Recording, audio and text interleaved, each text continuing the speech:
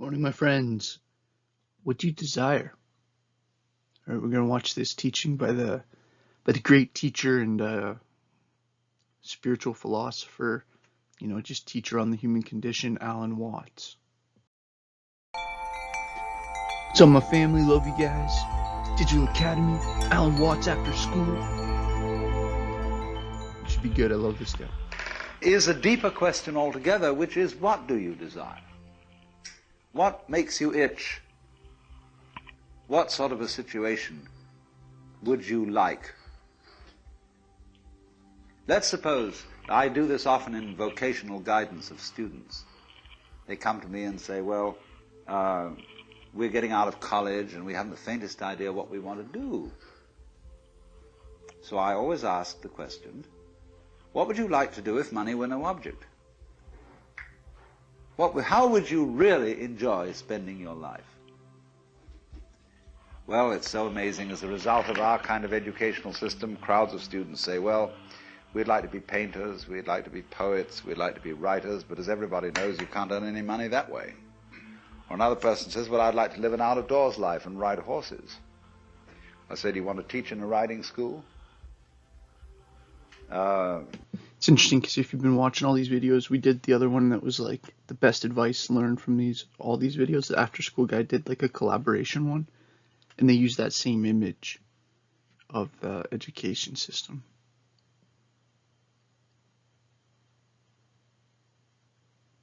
Like, look at how trippy that image is. It's like these little kids going in and they're coming out and they're a writer and a poet and a painter, but all the creativity's been pulled from them. And then they become these, the unemployed college grad.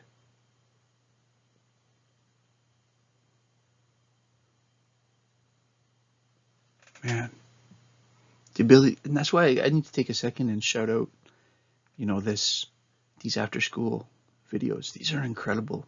What dynamic teaching tools to have animation accompanying the spoken word. Let's go through with it. What do you want to do? When we finally got down to something which the individual says he really wants to do, I will say to him, you do that. And forget the money. Because if you say that getting the money is the most important thing, you will spend your life completely wasting your time. You'll be doing things you don't like doing in order to go on living, that is, to go on doing things you don't like doing, which is stupid. Better to have a short life that is full of what you like doing than a long life spent in a miserable way. And after all, if you do really like what you're doing, it doesn't matter what it is, you can eventually turn it, you could eventually become a master of it. It's the only way to become a master of something, to be really with it. And then you'll be able to get a good fee for whatever it is. So don't worry too much. Somebody's interested in everything, and anything you can be interested in, you'll find others who are. But it's absolutely stupid to spend your time doing things you don't like, in order to go on spending things you don't like, doing things you don't like, and to teach your children to follow in the same track. See, what we're doing is we're bringing up children and educating them to live the same sort of lives we're living, in order that they may justify themselves and find satisfaction in life by bringing up their children, to bring up their children to do the same thing, so it's all retch and no vomit. It never gets there. Retch and no vomit. And so, therefore, it's so important to consider this question. What do I desire? Well, when we answer that question in a naive way, what am I actually trying to do? We figure out that we want to desire, what we want is to control everything. To create girls that don't grow old, apples that don't rot, clothes that never wear out, conveyances that get from one place to another instantly so we don't have to wait, power available to do anything that you could conceive and do it just instantly like that. To get this funny technological omnipotence. But if you take time out to think about that, and really go into it with your full strength of imagination, and find out whether that's where you want to be. You will soon see that's not what you want. Because the moment you have a situation where you are really in control of things, that is to say, in which the future is almost completely predictable, you will see, as I said last night, that a completely predictable future is already the past. You've had it. And that's not what you wanted. A completely predictable future is already the past. You don't know what that's going to be, because obviously it wouldn't be a surprise if you did. You want a pleasant surprise. But like you say, what sort of a surprise would be pleasant? And you can't really answer that. Because you know, if there are to be such things as pleasant surprises, there must also be unpleasant surprises. There must be rude shocks. So you're like somebody taking one of those wishing well boxes, tubs, where you fish in and you bring out a package. And you don't know whether you've got a dead rat in it or a new camera. Quite the choice. And that's the way, that seems to be the thing that really excites people. But quite certainly there comes out of this inquiry a feeling of real disillusionment with the ideal of power. To be in power, to be in control, is not something that any sensible person wants. Now you may say that's shirking responsibility. That if you were a really responsible person, you would go out for power and try to use power to the best possible advantage for the benefit of all. All right, what would be the benefit of all? Ask them. What do you want me to do with this power? I'm dictator. What would you like me to do? Well, nobody knows, because they haven't thought it through. They think of all sorts of short-range things, and they are largely conflicting and confusing, because they're not well thought out. But again, when it finally comes down to it, nobody wants to be God. Now, I think that this is the greatest possible lesson for the Western world to learn, because we are so hung up on the idea of power, of control, of being able to make everything go the right way, and we've never thought it through. When you get control of it, what are you going to do with it? And so when you think things through like that, you understand you do not want power. You don't want to control everything.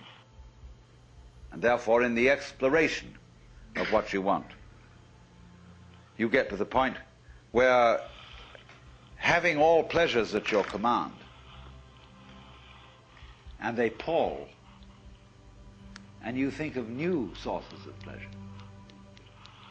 And eventually you get like the ancient Romans, who had all these mad crowds of barbarians who had to go every Saturday to the Colosseum for a show that really had to surpass everything. Because they had public baths, they had prostitutes, they had every kind of luxury. But when they went to see one of the big shows that people like Nero put on, they would have, for example, floats circling the Colosseum, all full of slave girls from distant parts of the Mediterranean, garlanded with flowers and waving at the crowd and going innocently around. And the next minute the they Roman would release wild lions Colosseums were into crazy. the arena to eat up all the slave girls. They got a big sadistic kick out of that. Because you see, pursuing pleasure beyond a certain place takes you into what the Buddhists call the Naraka world, that is to say, the hells. When you have explored pleasure to its ultimate limit, the only thing you can get a kick out of is pain. And so naturally, you descend from the Deva world at the top of the wheel to the Naraka world at the bottom. Whoa. Where it shows all these beings in states of torture. You get to the hell world as a result of not knowing what you want. Oh man. As a result, it's a picture from the movie of 300. Thoughtless pursuit of pleasure, which ends you eventually in the pursuit of pain. So when you're in the hell world, that's where you want to be. So when I ask, I go right down to the question, to be started with. What do I want? The answer is, I don't know. When Bodhidharma was asked, who are you? Which is another form of the same question. He said, I don't know. Planting flowers to which the butterflies come. Bodhidharma says, I know not. I don't know what I want. Well, when you don't know what you want, you've reached the state of desirelessness.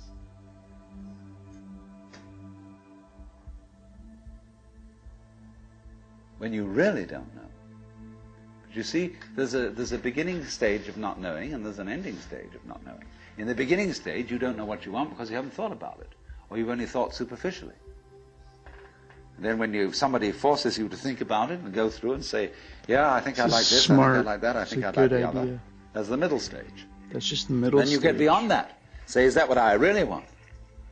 In the end you say, no, I don't think that's it. I might be satisfied with it for a while, and I wouldn't turn my nose up at it. But it's not really what I want. Why don't you really know what you want? 2 reasons that you don't really know what you want. Number 1, you have it. Number 2, you don't know yourself, because you never can. The Godhead is never an object of its own knowledge. Just as a knife doesn't cut itself, fire doesn't burn itself, light doesn't illumine itself. It's always an endless mystery to itself. I don't know. And this I don't know, uttered in the infinite interior of the spirit,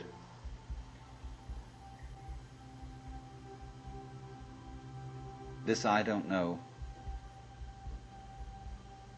is the same thing as I love, I let go, I don't try to force or control. It's the same thing as humility.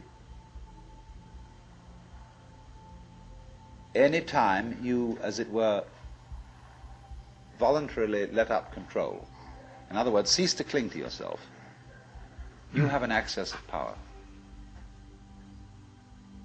Because you're wasting energy all the time in self-defense, trying to manage things, trying to force things to conform to your will. The moment you stop doing that, that wasted energy is available. And therefore you are, in that sense, having that energy available, you are one with the divine principle. You have the energy. When you're trying, however, to act as if you were God, that is to say, you don't trust anybody and you're the dictator and you have to keep everybody in line, you lose the divine energy.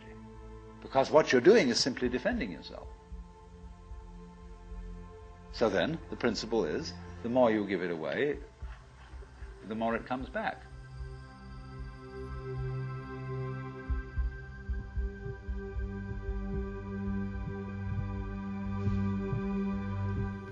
After School Alan Watts. Now, I was actually going to use this for something else. I was going to make a video just with this and talk a bit about this, but this kind of fits in because Alan Watts talks a lot about Eastern spirituality and has now Alan Watts, for anyone a bit younger, because I'm 38. Anyone a bit younger, if you're like 20 or something, Alan Watts has been around for a long time. I have a few Alan Watts books, but like most people, I was exposed to Alan Watts mainly through audio. Right, I can remember having like CDs of Alan Watts speeches on it. I want to just read a real quick piece from this book. So this book's called Tao. So if you're on, sorry, I'm just messing up because this camera's reversed. Taoism. So the Tao is almost like a Chinese idea for the universal energy or universal, I guess universal energy, God. Let me just put it this way. Vast indeed is the ultimate Tao. Spontaneity, or spontaneously itself, apparently without acting, end of all ages and beginning of all ages, existing before earth and existing before heaven, silently embracing the whole of time, continuing uninterrupted through all eons. In the East, it taught Father Confucius. In the West, it converted the golden man, the Buddha.